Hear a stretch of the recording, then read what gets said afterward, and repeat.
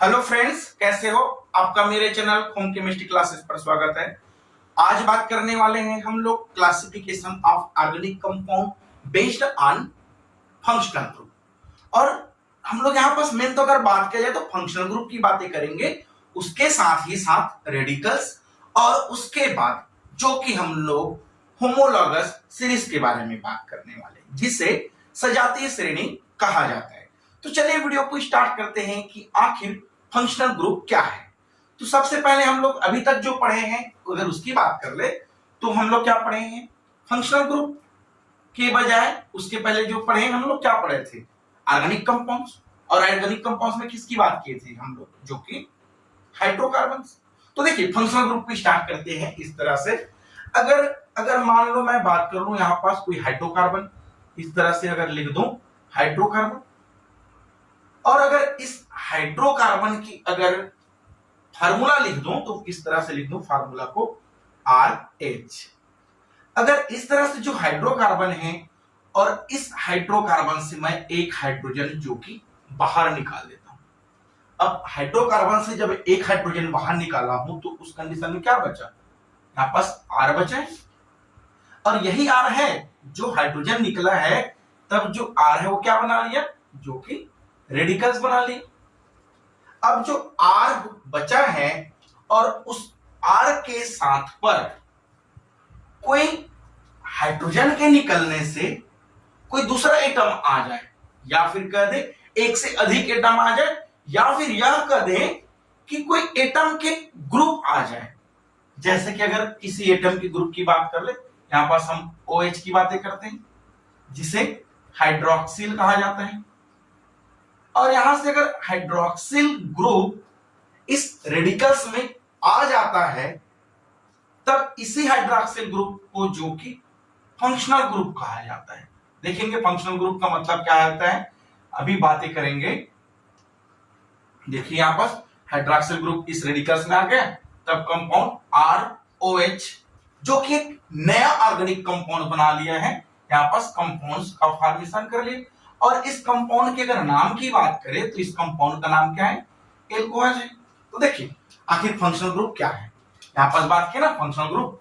तो देखिए क्या बोले हम लोग, अगर कोई हाइड्रोकार्बन से एक या फिर एक से अधिक हाइड्रोजन बाहर निकल जाए और उसके जगह में एक या एक से अधिक कोई दूसरे एटम, इस तरह से कोई अदर एटम जब प्रतिस्थापन होकर हाइड्रोजन की जगह में चला जाए, तब उस तरह से जो प्रतिस्थापी जो ग्रुप है, यहां पर से प्रतिस्थापी ग्रुप है, यह ग्रुप किसके पास चले गए? इस R के पास चले गए। इस हाइड्रोकार्बन की जब हाइड्रोजन निकला तब जो R बचा था उसके जगह में चले गए। तब उस तरह से जो यहां पास प्रतिस्थापी ग्रुप है, जिसे आप इस तरह से लिख दे डिस्प्लेस्ड एटम की बातें कर रहे हैं या फिर ग्रुप की बातें कर रहे हैं। और यह जो डिस्प्लेस्ड जो एटम है या डिस्प्लेस्ड जो ग्रुप है, उसी ग्रुप को जो कि फंक्शनल ग्रुप कहा जाता है। और फंक्शनल ग्रुप लगने के बाद हमको एक नया कंपाउंड मिलता है इस तरह से, और यही कंपाउंड्स की बातें करने वाले हैं। तो फाइनली अगर फंक्शनल ग्रुप की बातें करें तो फंक्शनल ग्रुप क्या है? जब कोई हाइड्रोकार्बन में इस तरह से, जब हाइड्रोकार्बन में हाइड्रोजन का प्रतिस्थापी हो जाए और उसके जगह में कोई अदर एटम या अदर ग्रुप अगर जुड़ जाए, तब उस अदर ग्रुप को क्या बोला जाता है? फंक्शनल ग्रुप कहा जाता है, जिससे नए कंपाउंड का फॉर्मेशन होता है। अब देखिए यहां पर जो नए कंपाउंड फॉर्मेशन हुए हैं, इस तरह से जो कंपाउंड का फॉर्मेशन हुआ है, इस कंपाउंड किससे फॉर्मेशन हुआ है? इस तरह से हाइड्रोकार्बन से फॉर्मेशन हुआ है। तो इसीलिए इस हाइड्रोकार्बन को जो कि पेरेंट्स कहा जाता है, जो नए कंपाउंड्स बनता है उसका, या फिर यह कह दे जितने भी ऑर्गेनिक कंपाउंड्स जो कि फॉर्मेशन करता है, उस ऑर्गेनिक कंपाउंड्स का जो कि हाइड्रोकार्बन को पेरेंट्स कहा जाता है। तो इस तरह से रहा फंक्शनल ग्रुप। और इस फंक्शनल ग्रुप में हम लोग किसकी बातें की हैं? हाइड्रोकार्बन से रिलेटेड किए गए। और हाइड्रोकार्बन मतलब क्या है? यहां पास इस तरह से जो कंपाउंड है, उदाहरण की बातें कर ले, यहां पास एग्जांपल CH4 यानी कि मेथेन। अब हाइड्रोकार्बन की डेफिनेशन देखें, यहां पास अगर इस मेथेन की अगर बात कर ले तो यह मेथेन क्या है? हाइड्रोकार्बन है। ऐसा कंपाउंड्स या ऐसा ऑर्गेनिक कंपाउंड्स जो हाइड्रोजन और कार्बन से मिलकर बना हुआ कंपाउंड क्या कहलाता है? हाइड्रोकार्बन। क्या बोले? हाइड्रोजन और कार्बन से बना हुआ कंपाउंड हाइड्रोकार्बन कहलाता है। तो इस तरह से जो हाइड्रोकार्बन से एग्जाम्पल की बातें करें तो मेथिन की बातें करें, और ऐसा नहीं कि मेथिन की बातें करेंगे, यहां पास अगर बात करें हाइड्रोकार्बन दो तरह से होता है, एक तो एलिफेटिक और एक एरोमेटिक, जो कि इसके पहले वर्गीकरण में पढ़ ही चुके। उसके अलावा एक और टाइप से अगर बात कर ले तो भी दो तरह से होता है, एक सैचुरेटेड और एक अनसैचुरेटेड। इसकी भी बातें हम लोग कर चुके हैं। यहां पर अगर बात करें हाइड्रोकार्बन को क्या बोला जाता है? कंपाउंड्स का पेरेंट्स कहा जाता है। अगर इसकी बातें करें जो हाइड्रोकार्बन की, तो हाइड्रोकार्बन जनरली दो तरह से मिलता है। किस तरह से? दो तरह से मिलता है। एक मिलता है हमको जो कि एल्केन के फॉर्म पर, और यहां पर एल्केन ना कहने की बजाय ऐसा कह दे, एक एलिफेटिक के फॉर्म पर मिलता है, और भैया एक जो कि एरोमेटिक के फॉर्म पर मिलता है। एलिफेटिक और एरोमेटिक। अगर एलिफेटिक की बातें करें तो एलिफेटिक भी तीन तरह से हमको मिलने वाला है। कैसे तीन तरह से? एक तो मिलता है एल्केन, एक मिलेगा जो कि एल्किन, और एक होता है जो कि एल्काइन। और हम लोग सबकी बातें नहीं, अभी हम लोग एल्किन को समझने की कोशिश करते हैं। ठीक है, यहां पास मैं लिख दूं, अगर एल्किन की बस बात कर लूंगा यहां पास। अगर इस एल्किन की एग्जांपल की बात करें तो इस तरह से मेथिन। और एरोमेटिक जो कंपाउंड है वहां पास कौन सी बात कर ले? एरिन्स की बातें कर लेते हैं। इसको मिटा देता हूं, यहां पास हम लोग एल्केन को समझने की कोशिश करते हैं। ठीक है, यहां पास ये लोग एल्केन की बातें कर रहे हैं। अब इस तरह से जो कंपाउंड है एरिन्स या फिर एल्केन, याद है यहां पास एल्केन कह दे और एक एरिन्स कह दे। अब इस एल्केन और एरिन्स से अगर हाइड्रोजन का क्या हो जाए? डिस्प्लेस्ड हो जाए, और उसके जगह कोई अदर एटम आ जाए, तब कंपाउंड क्या है? एक ऑर्गेनिक कंपाउंड बनेगा। लेकिन जो अदर एटम ऑर्गेनिक कंपाउंड के फॉर्मेशन के लिए जो आया है यहां पास, देखिए अदर एटम जो ऑर्गेनिक कंपाउंड के फॉर्मेशन के लिए इस रेडिकल्स जो कि हाइड्रोकार्बन से निर्माण हुआ है उसमें अगर आता है, तो इसी अदर एटम जो कि डिस्प्लेस्ड एटम है उसको फंक्शनल ग्रुप कहें। अगर इस एल्केन या एरिन्स जैसे कि मेथेन की बात कर ले, और इस मेथेन से अगर एक हाइड्रोजन को बाहर निकाल दिया जाए, तब कंपाउंड क्या बन गया? यहाँ पास CH3 और एक यहाँ पास बॉन्ड जो कि हाइड्रोजन के निकलने से वहां पास बॉन्ड या कह दी वहां पास इलेक्ट्रॉन प्रेजेंट है। अब इस कंपाउंड का नाम क्या बनता है? जो कि रेडिकल्स बनाता है। बोले यहाँ पास भाई, यहाँ पास जो रेडिकल्स बनता है, किसकी बात की? रेडिकल्स बनता है, वह रेडिकल्स भी तो दो तरह से होता है। एक रेडिकल्स जब एल्केन कंपाउंड जैसे कि मेथेन की बात की, अगर एल्केन कंपाउंड से हाइड्रोजन निकल जाए, या फिर कह दे जो एरिन्स है उससे हाइड्रोजन निकल ले, या फिर यह कह दे कि अगर हाइड्रोकार्बन से हाइड्रोजन के निकलने से जो कंपाउंड बचता है, यहां पास क्या हुआ है? ये बचा हुआ कंपाउंड या बचा हुआ जो मॉलिक्यूल्स है उसको रेडिकल्स कहा जाता है। अब रेडिकल्स दो तरह से होता है। एक रेडिकल्स अगर एल्केन से या एलिफेटिक कंपाउंड से अगर हाइड्रोजन बाहर निकल जाए, तब उससे बचा हुआ जो कंपाउंड है उसको एल्काइल रेडिकल्स कहा जाता है। और अगर एरिन्स है, एरोमेटिक कंपाउंड, उससे अगर हाइड्रोजन बाहर निकाल दिया जाए, तब उसे एराइल रेडिकल कहा जाता है। इस तरह से रेडिकल्स की बातें की। रेडिकल्स क्या है? अगर हाइड्रोकार्बन से एक हाइड्रोजन या एक से अधिक हाइड्रोजन बाहर निकल जाए, देखिए हाइड्रोकार्बन से एक या एक से अधिक हाइड्रोजन बाहर निकल जाए, तब कंपाउंड जो कि रेडिकल्स का फॉर्मेशन करता है। और रेडिकल्स भी होता दो तरह से, एक एल्काइल रेडिकल्स और एक एरिन रेडिकल्स। अच्छा, इस एल्काइल्स में क्या किए? एन को हटा दिए और YL जो कि YL जोड़ दिए थे। देखिए अब वैसे एग्जांपल मेथेन है, और मेथेन से इतना हट जाएगा, बल्कि क्या बन गया? ये मेथाइल। यह भी क्या है? रेडिकल्स। यहां पास रेडिकल्स। अब इस रेडिकल्स में कोई अदर एटम ऐड कर दिया जाए। अदर एटम्स किसकी बात किए थे हम लोग, यहां पास OH, चलो यहां पास ऐड कर दी। अब ये जो अदर एटम है, वह अदर एटम अगर इस तरह से जो हाइड्रोकार्बन से निर्माण हुआ रेडिकल्स में अगर चला जाता है, तब इसी को भाई फंक्शनल ग्रुप कहा जाता है।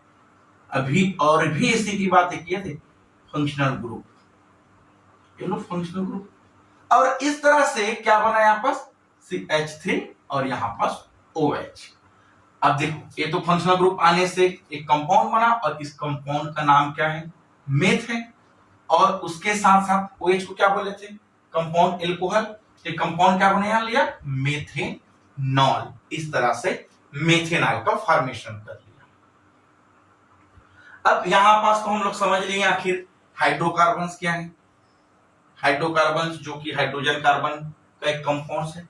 रेडिकल्स क्या है, हाइड्रोकार्बन से जब हाइड्रोजन बाहर निकल जाए, चाहे हाइड्रोजन एक हो या एक से अधिक हाइड्रोजन जब बाहर निकल जाए, तब उसको रेडिकल्स कहा जाता है। फंक्शनल ग्रुप क्या है, जब किसी भी कंपाउंड्स में जब हाइड्रोजन प्रतिस्थापित हो जाए और उसके जगह कोई अदर एटम आ जाए, और उस अदर एटम के आने से, यहां पर एक और बात है, अदर एटम के आने से जो हाइड्रोकार्बन है उसके तरह गुण नहीं होगा, जो कंपाउंड बनेगा उसके प्रॉपर्टीज जो कि डिफरेंट टाइप हो जाएगा, उसमें एक स्पेसिफिक प्रॉपर्टी आ जाएगा। किस पर, फंक्शनल ग्रुप आने से क्या है यहां पर, स्पेसिफिक प्रॉपर्टीज आ जाएगा। अब बस इसी तरह से जब स्पेसिफिक प्रॉपर्टीज आ जाता है, तब कंपाउंड्स में जो जुड़ा हुआ अदर एटम्स है, उसी अदर एटम को फंक्शनल ग्रुप कहा जाता है।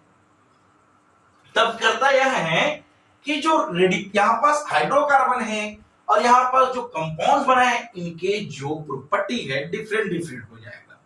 और जो फंक्शनल ग्रुप होता है, यहां पास देखिए, अगर इनकी बात करें मेथेन में यहां पास OH जुड़ा, तब मेथेनॉल बना लिया। अब यही जो फंक्शनल ग्रुप, ये क्या था, OH जो कि हाइड्रोक्सिल, और यही हाइड्रोक्सिल तो है कि जो एक रेडिकल्स है, इस रेडिकल्स की प्रॉपर्टी को क्या कर दिया, चेंज कर दिया, इसीलिए उसी को क्या बोला जाता है, फंक्शनल ग्रुप कहा जाता है।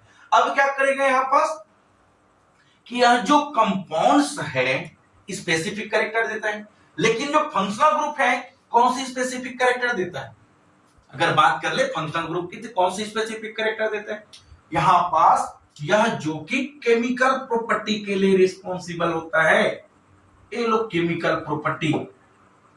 अब क्या करेगा यहां पास जो फंक्शनल ग्रुप है, फंक्शनल ग्रुप में जो एटम है वह क्या करने वाला है, फंक्शनल ग्रुप वाला एटम बस किसी कंपाउंड की केमिकल प्रॉपर्टी को तय करता है, फिजिकल प्रॉपर्टी को नहीं, केमिकल प्रॉपर्टी को तय करता है। अब क्या आता है फिर से, अब भाई आखिर केमिकल प्रॉपर्टी को फंक्शनल ग्रुप तय करता है, तो आखिर फिजिकल प्रॉपर्टी को कौन तय करता है, बता दें यहां पास इस तरह से जो हाइड्रोकार्बन है ना, यह हाइड्रोकार्बन क्या किया, हाइड्रोजन बाहर निकला, हाइड्रोकार्बन से जब हाइड्रोजन बाहर निकला तब क्या बना लिया, रेडिकल्स। बस यही रेडिकल्स है जो कि कंपाउंड्स की फिजिकल प्रॉपर्टी तय करता है। केमिकल प्रॉपर्टी कौन करता है, फंक्शनल ग्रुप है वह क्या करता है, केमिकल प्रॉपर्टी तय करता है। फंक्शनल ग्रुप जो है केमिकल प्रॉपर्टी तय करता है, और फिजिकल प्रॉपर्टीज कौन तय करता है, रेडिकल्स तय करता है, रेडिकल तय करता है। यहां पास दो तरह से बात कर ली, फिजिकल प्रॉपर्टी की और केमिकल प्रॉपर्टी की। रेडिकल्स जो है फिजिकल प्रॉपर्टी तय करता है, और फंक्शनल ग्रुप केमिकल प्रॉपर्टी तय करता है। अब कई बार क्या होता है कि अगर फंक्शनल ग्रुप है सेम हो, मान लो अगर एटम की कंपेयर कर लेता हूं, एग्जांपल यहां पास लिख देता हूं मैं दूसरे कंपाउंड उदाहरण, अगर कोई एग्जांपल लिख दूं, इस तरह से CH3 लिख दिया हूं और OH लिख दिया हूं, वैसे ही लिख दिया हूं यहां पास CH3 CH2 और OH लिख दिया गया हूं, और लिख दूं यहां पास तो CH3 CH3 CH2 CH2 और OH। फंक्शनल ग्रुप क्या है सभी एटम में, सॉरी सभी कंपाउंड्स में फंक्शनल ग्रुप क्या है? सभी में तो OH ही तो है फंक्शनल ग्रुप, दूसरा तो है ही नहीं आपस। अब देखो फंक्शनल ग्रुप क्या है, सेम है, और रेडिकल्स क्या है, सेम है कि अलग अलग है? अलग अलग है। रेडिकल्स में नंबर ऑफ कार्बन इंक्रीज हो गया, बढ़ गया, कार्बन की संख्या को बढ़ते गए, लिखते गए हैं इस तरह से। अब लग रहे हैं कि फंक्शनल ग्रुप सेम है और रेडिकल्स अलग अलग है। किस बेस पर अलग अलग है? नंबर ऑफ कार्बन के बेस पर। यानी कि अगर रेडिकल्स अलग अलग हो, फंक्शनल ग्रुप सेम हो, तब भी इसकी जो केमिकल प्रॉपर्टी है वह कुछ ज्यादा चेंज नहीं होगा। हाँ, उसकी फिजिकल प्रॉपर्टी जरूर चेंज होगा, बट केमिकल प्रॉपर्टी चेंज नहीं होने वाला है। अगर चेंज क्यों नहीं होगा अगर बात कर ले तो देखिए, इस तरह से कार्बन कार्बन के बीच की बॉन्ड की बात कर ले, यहाँ पास कार्बन और कार्बन, इसमें कार्बन और कार्बन, यहाँ पास कार्बन कार्बन कार्बन कार्बन, जो भी कार्बन और कार्बन है या फिर कार्बन और हाइड्रोजन, देखिए इस पर कार्बन और hydrogen, carbon hydrogen, carbon hydrogen, carbon hydrogen, bond इस तरह से बनते गए ना। अगर इसी को अगर तोड़ के लिखता तो मैं क्या लिखता, CH3 को CH3H यहाँ पास रह जाता और यहाँ पास क्या होता, OH। तो इस तरह से अगर तोड़ के लिखता तब भी कार्बन और हाइड्रोजन बॉन्ड। तो सभी मॉलिक्यूल्स में जो कार्बन कार्बन या कार्बन हाइड्रोजन जो बॉन्ड है वह बॉन्ड जो कि स्ट्रॉन्ग है। अब स्ट्रॉन्ग बॉन्ड है यहाँ पास कार्बन कार्बन का और कार्बन हाइड्रोजन का बॉन्ड, लेकिन यहाँ पास कार्बन के साथ जो ऑक्सीजन बॉन्ड है, फंक्शनल ग्रुप की बातें कर रहा हूं, कार्बन के साथ ऑक्सीजन बॉन्ड या फिर इस ऑक्सीजन के साथ हाइड्रोजन का बॉन्ड, यह थोड़ा वीक है। ये क्या है, वीक बॉन्ड है, ये लो वीक बॉन्ड। अब यही कारण है कि यह वीक बॉन्ड है और यह स्ट्रॉन्ग बॉन्ड है। हम लोग क्या बोले थे, फंक्शनल ग्रुप के सेम होने से उसकी केमिकल प्रॉपर्टी में कोई अंतर नहीं होता है, क्योंकि इस पर स्ट्रॉन्ग बॉन्ड होने की वजह से, कार्बन कार्बन कार्बन हाइड्रोजन के बीच में स्ट्रॉन्ग बॉन्ड होने से इसकी जो प्रबलता है वह अधिक होता है, इसीलिए इस पर केमिकल प्रॉपर्टी समानता रहता है। और वीक बॉन्ड होता है कौन सा, कार्बन ऑक्सीजन, ऑक्सीजन हाइड्रोजन, इस तरह से जो फंक्शनल ग्रुप है। इसीलिए जो फंक्शनल ग्रुप है इसकी जो रिएक्टिविटी है वह क्या होता है, अधिक होता है। देखिए अगर मैं बात कर लूं इस तरह से कंपाउंड से, और इस कंपाउंड्स की बात करूं तो दो चीजों से मिलकर बना हुआ, एक किससे, रेडिकल्स से, और एक किससे, फंक्शनल ग्रुप से, FC लिख दिया हूं। अब रेडिकल्स और फंक्शनल ग्रुप से मिलकर बना है, तो रेडिकल्स और फंक्शनल ग्रुप में किसकी रिएक्टिविटी अधिक है, बिल्कुल फंक्शनल ग्रुप की रिएक्टिविटी अधिक है। अगर देखिए हम लोग तो यहां तक की बातें कर ली, थर्ड नंबर पॉइंट, अगर इस कंपाउंड्स में नंबर ऑफ कार्बन कितना बढ़ते गए, एक एक बढ़ते गए, यानी वो कह दे यहां पास CH2 की CH2 बढ़ते गए, इस तरह CH2 बढ़ते गए हैं।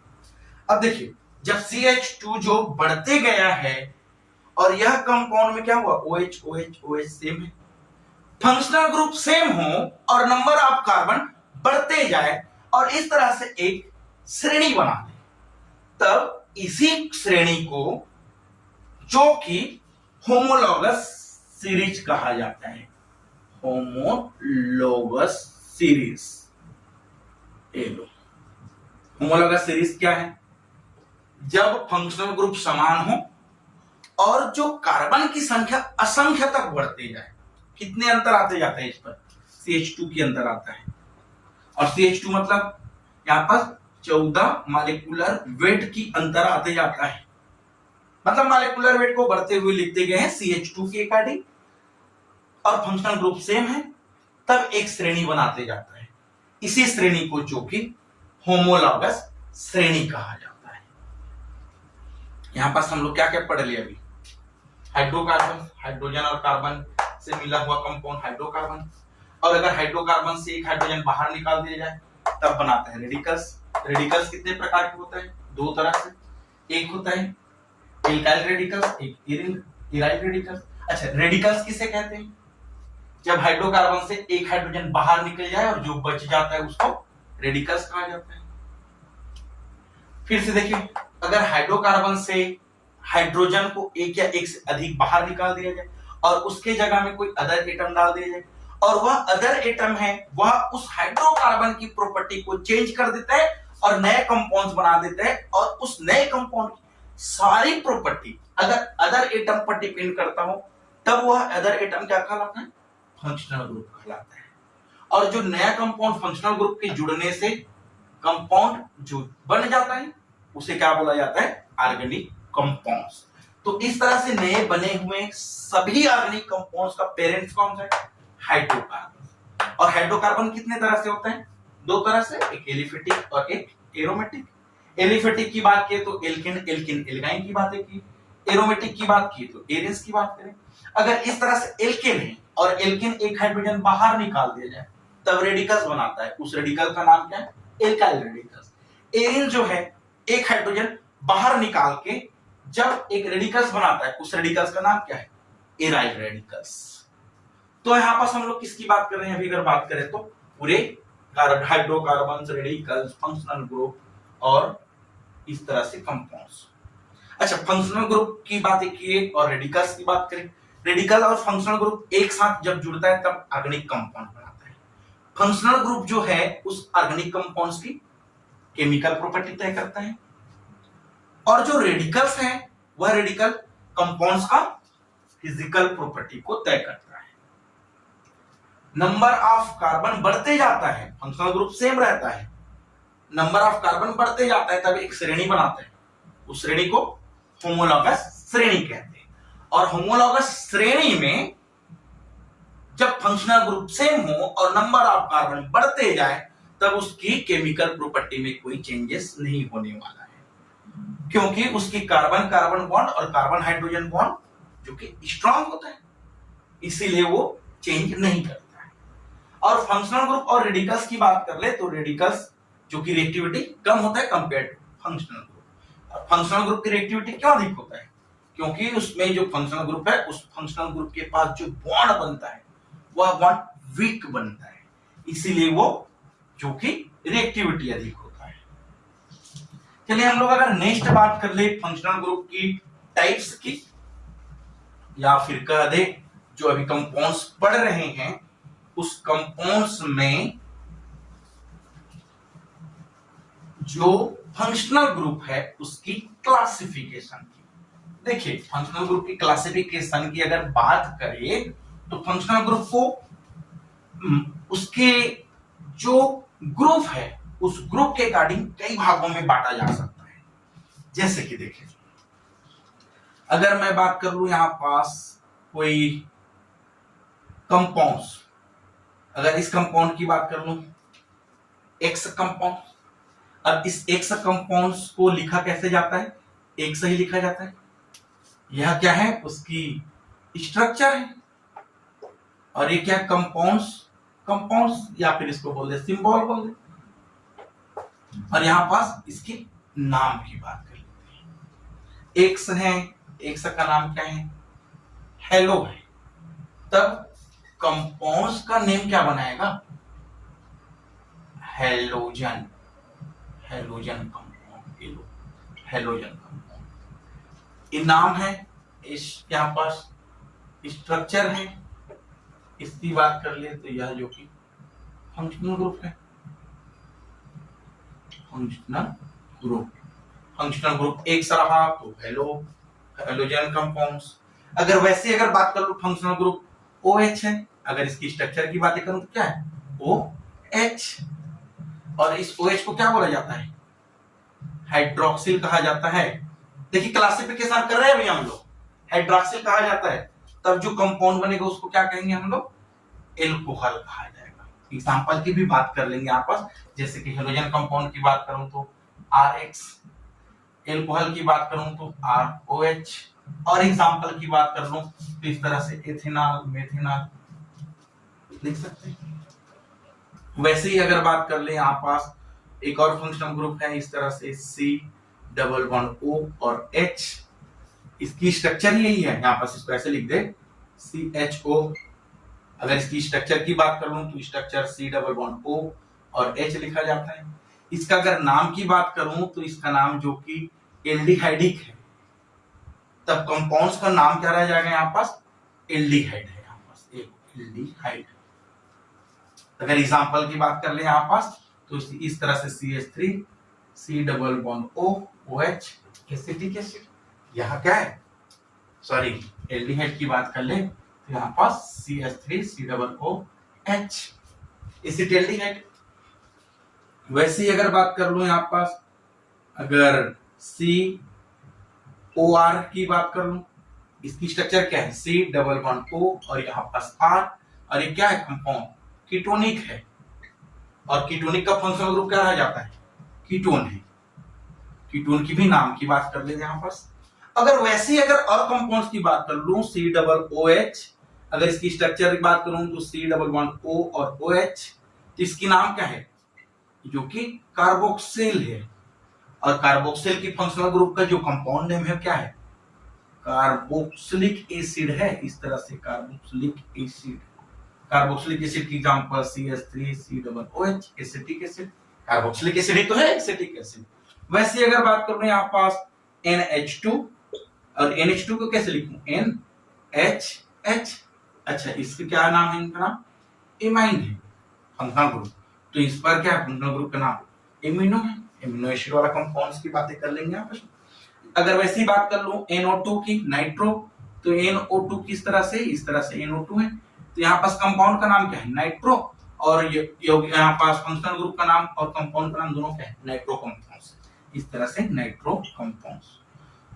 तो आगे ऐसे ही फंक्शनल ग्रुप के और कैरेक्टर भी पढ़े जा सकते हैं, तो ये तो याद करेंगे ही हम लोग, आगे तो बहुत सारी फंक्शनल ग्रुप की बातें करेंगे, ठीक है। देखिए हम लोग आज बेसिक क्या बात की, इसके बारे में बात करें। हम लोग आज बेसिक किए सबसे पहले तो किसकी बात की, सबसे पहले फंक्शनल ग्रुप, किस तरह से functional group, functional group. Second number बात क्या की, सेकेंड नंबर बात पर हम लोग बात की रेडिकल्स। थर्ड नंबर बात क्या की, थर्ड नंबर बात की अगर बात करें तो यहाँ पास बात किए थे हम लोग होमोलॉगस सीरीज, इतने ही जो कि इंपॉर्टेंस पढ़िए। भी फंक्शनल ग्रुप क्या था, अगर इस तरह से कोई हाइड्रोकार्बन है और इस हाइड्रोकार्बन पर हाइड्रोजन का निकलना हो और कोई अदर एटम का ऐड हो जाए, तब ए अदर एटम के ऐड होने से यहाँ पास जो कंपाउंड बनाया है, और इस कंपाउंड की जो कैरेक्टर है इस कंपाउंड से डिफरेंट टाइप हो, तब ये कंपाउंड्स में जो अदर एटम है वह क्या कहलाएगा, FG फंक्शनल ग्रुप कहलाएगा। वैसे ही अगर बात कर ले, इस तरह से जो हाइड्रोकार्बन है और हाइड्रोकार्बन से जब हाइड्रोजन बाहर निकला, तब जो कंपाउंड यहाँ पास बचा है उस कंपाउंड का नाम क्या बोले हम लोग, रेडिकल्स के, ये लो रेडिकल्स। और वैसे ही जो रेडिकल्स हैं और यहाँ पास फंक्शनल ग्रुप है, देखिए यहाँ पास क्या बोले हम लोग, R और X की बात की, ये क्या रहा भाई, रेडिकल्स, और X क्या रहा, फंक्शनल ग्रुप। और रेडिकल्स और फंक्शनल ग्रुप की रिलेटिविटी में किसका दिखा, फंक्शनल ग्रुप का। अच्छा फंक्शनल ग्रुप या रेडिकल्स या कंपाउंड्स की अगर बात कर ले तो कंपाउंड्स में CH2 बढ़ते जाए, CH2 बढ़ते जाए, बार बार बढ़ते जाए, असंख्य बार बढ़ते जाए, तब उसमें जो सीरीज बनेगा उस सीरीज को होमोलॉगस सीरीज कहते हैं। तो ये जो functional group, radicals, homologous series पढ़े, आई होप ये सब चीजें समझ आ गया होगा। और आगे हम लोग पढ़ने वाले हैं IUPAC नोमेनक्लेचर। और अगर जो वीडियो अगर समझ नहीं आया हो तो आप NCERT का बुक निकालो और इससे भी बेस्ट तरीका से पढ़ सकते हैं। देखिए functional group, radicals, homologous series कोई बड़ी बात नहीं है, आसान है, समझना है हमको उसको, ठीक है। तो चलिए इसे स्क्रीनशॉट ले लेंगे और आज के लिए बस इतना ही, मिलते हैं नेक्स्ट वीडियो के साथ। Thank you.